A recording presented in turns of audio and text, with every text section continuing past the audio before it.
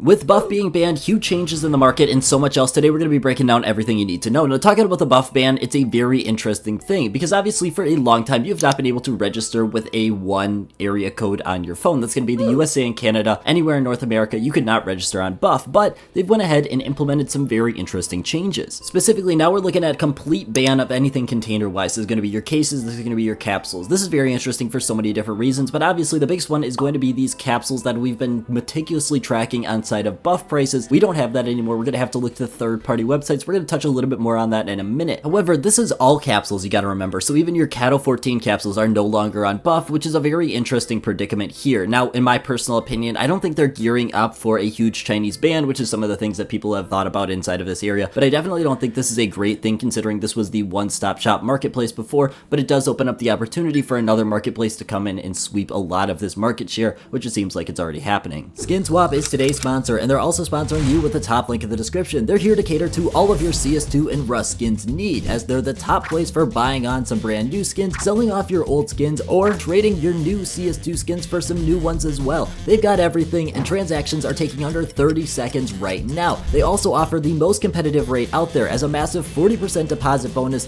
if you just top up today, and their selling feature is one of the best. With an instant cash out and many different payout options, there's no reason not to try them out today. Now, talking about Paris, it's actually doing quite terrible right now. Now, if we want to look at the overall game, it's up about 20% in the past 90 days, but if we want to look at Paris, it is on an absolute downtrend. It is extremely bad what we're seeing for Paris here. A lot of the hollows are definitely down 30%, but a lot of them are even pushing 50% in the past 60 days. Absolutely terrible numbers. Now, obviously, this is definitely a bit due to Copenhagen just because it has a new competitor inside of this area, but we also got to take into consideration the fact that Paris has completely just blown itself out of the water in how cheap these capsules are. We're looking at capsules for potentially 11, 12 cents now on these third-party websites that are coming in and picking up some of the market share that Buff has left off. The truth is these capsules are just stuck in a positive feedback loop where the thing is no one really wants to unbox them, and therefore people are listing them lower, and therefore the capsules don't really have enough value, so the stickers inside of them are also going down as well. It's just an overall unfortunate situation for a lot of Paris investors in the short term here. Long term, this is definitely something that I'm going to be keeping my eye on because this is the cheapest we've ever seen sticker capsules. They're borderless, they look good, and there's a decent amount of unique ones. I definitely think it's something you should keep your eye on, but at this point, I'm completely avoiding and making any investment because we don't know how low they're going to go, and unfortunately, I don't think that's going to be something we're going to know for a while. Talking about our case market, honestly, I am really liking what I'm seeing in the current case market right now, and that's because we're not really seeing too much at all. If we want to look at it, the unboxing numbers are still extremely strong, although they're definitely not anywhere near the heights we saw previously. The fact is, we're still seeing consistent unboxing numbers. A lot of them are active duty cases, but I don't really care. As long as we're seeing strong unboxing numbers, a decent amount of those are always going to be those rare cases as well. Talking about the cases prices specifically, it's definitely not something we want to see as an investor already. A lot of these cases are still in a position where we're not really seeing too much price growth, but we're also not seeing too much price loss as well. The biggest ones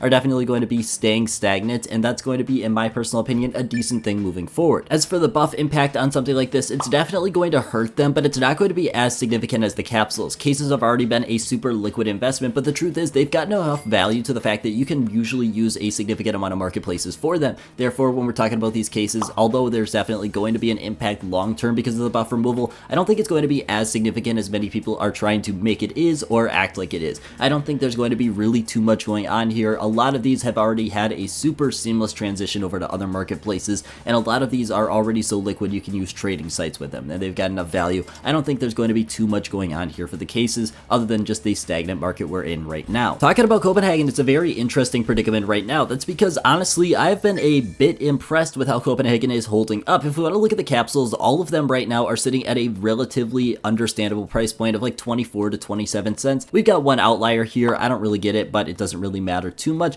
Honestly, when we're talking about these capsules, the ROI is extremely good for some reason. We're looking at 80% ROI for 2 out of the 3 sticker capsules. Absolutely insane for being this deep into the sale, and honestly, that's something that we saw with Paris, and that's one of the reasons why we saw so many Paris capsules bought and unboxed overall. It's not necessarily a great thing for investors, but when we're talking about the availability of these stickers, it's a positive light there. I've also been impressed with some of the price points that we're keeping up for some of these stickers. If we want to look at something like the Koi Hollow, the fact that it's sitting at $14 this deep into the sale is a very good sign for potential investors on the opposite side of that. Obviously, we knew that it was not going to be great for investors walking into Copenhagen, but the fact that we're this deep into the sale, one of these stickers is still extremely expensive, and we got a couple of them that are still at this very high price point. It's a good sign for investors, but I don't think think it's really there. When we're talking about Copenhagen, let's be completely honest. We just talked about how Paris capsules are at 50% of the value that they started at for the sale. They're looking at 11, 12 cents. I don't think Copenhagen is going to be a smart investment for nearly anyone at this current moment, but the fact is these are good signs and we do have to point them out because at the end of the day, it could be enough signs that it leads you to make a decision one way or the other. Finally then, talking about the case farming epidemic. Now, if you didn't know, case farming was something that's completely out of control inside of CS2. The truth is, it's just way too easy now with the way the drop system works for people to go ahead and farm cases. But we've got some very interesting news, specifically from GameFollow, where you can see that the bot farms are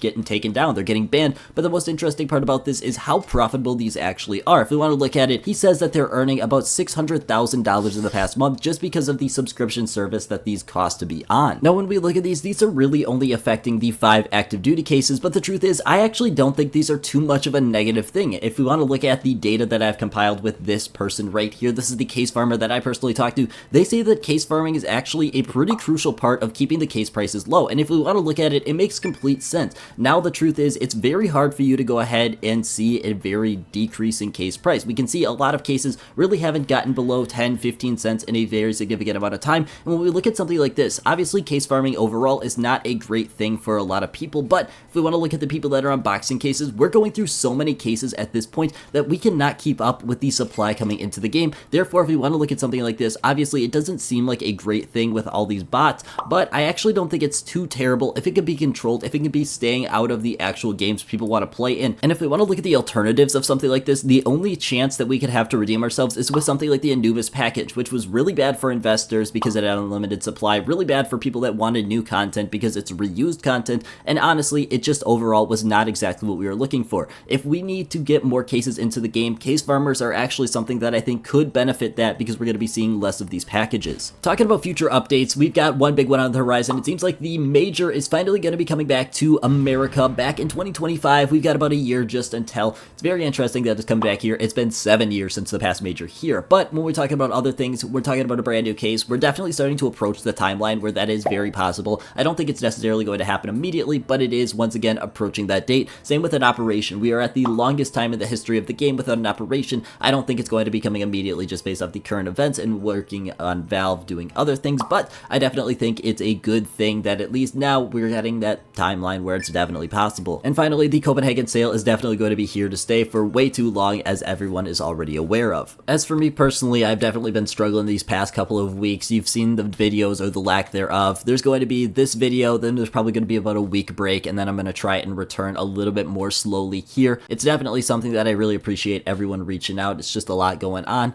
but that's all I got. I want to thank you guys so much for watching, and I hope you have a great rest of your day.